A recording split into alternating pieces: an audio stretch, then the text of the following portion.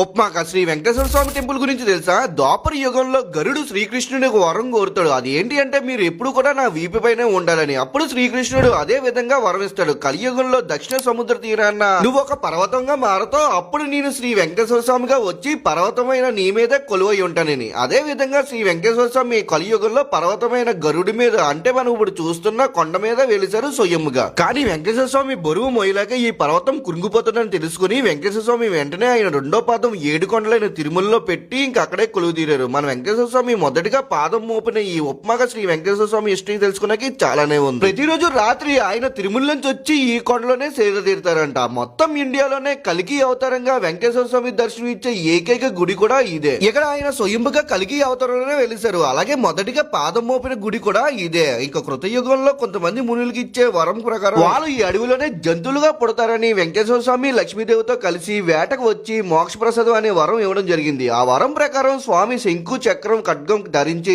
తెల్లటి గుర్రం మీద లక్ష్మీదేవితో కలిసి వేటకు వచ్చి ముళ్ళకి మోక్ష ప్రసాదం ఇవ్వడం జరిగింది. గరుడికి అందరి కోరిక మేరకు ఈ కొండ మీదే స్వయంగా వెలిచారు. ఈ కింద క్షేత్రపాలకుడిగా వేణుగోపాల స్వామి, వత్సమూర్తులు అయిన భూదేవి, శ్రీదేవి సమేత వెంకటేశ్వర స్వామి కూడా దర్శనమిస్తారు. ఈ గుడి కుడిచే పక్కన ఆండలమ్మ వారు కూడా దర్శనమిస్తారు. అలాగే ఈ కలిగి అవతారం అయిన స్వామివారిని మనం దర్శనం చేసుకోవాలంటే పొద్దున్నే జరిగే అభిషేకంలో మనం పాల్గొంటే ఆ స్వామివారిని క్లియర్ కట్ గా గుర్రం పైన మనం అయితే దర్శనం చేసుకోవచ్చు. ఇక ఈ స్వామివారు ఉన్న కొండ మనం చూస్తే గరుడు పక్ష ఆకారంలో కూడా ఉంటది. ఇక ఈ గుడి శ్రీకృష్ణ భూపాలుడు 6th century AD లో నిర్మాణం చేశాడు. అలాగే 108 వైష్ణవ అభిమాన క్షేత్రాలు కూడా ఉన్నాయి. ఇంక ఈ స్వామివారిని దర్శనం చేసుకోవాలంటే 350 మెట్లు ఎక్కి దర్శనం చేసుకోవాలి. అలాగే ఈ గుడి గురించి తెలుసుకోలేక ఎన్నో వింతలు విశేషాలు చాలానే ఉన్నాయి. మీరు కూడా ఈ తిరుపతి వెళ్ళాలంటే ఉప్మక అగ్రహం నక్కపల్లి మండలం, విశాఖ డిస్టిక్, ఆంధ్రప్రదేశ్ లో ఉంటది. అంటే ఈ తుని నుంచి వైజాగ్ వెళ్లే మధ్యలో మాట. ఏమైనా తప్పులుంటే క్షమించండి. ఇలాంటి వీడియోస్ కోసం మన ఛానల్ అయితే సబ్స్క్రైబ్ చేసుకోండి.